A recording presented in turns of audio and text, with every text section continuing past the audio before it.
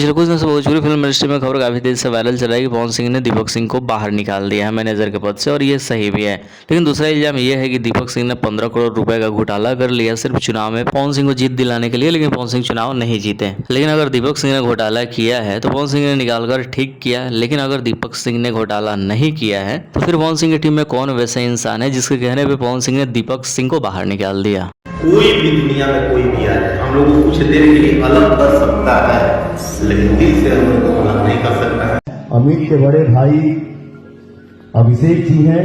अभिषेक मेरा छोटा, अमित का बड़ा भाई है और ये अभिषेक मेरा छोटा भाई है। और आज से मेरे जीवन में ये बहुत आप सबको बता दूं कि अभिषेक मेरे जीवन में आज से बहुत मायने रखता है, इससे ज्यादा नहीं बोलेंगे। तो लास्ट गाने के लॉन्चिंग पे पवन सिंह ने एक नए मैनेजर को मैनेजर का पद दिया जिसका नाम अभिषेक सिंह है। लेकिन इंटरव्यू के दौरान पवन सिंह के पुराने मैनेजर को लेकर कतराती हुई नजर आई पवन सिंह की टीम।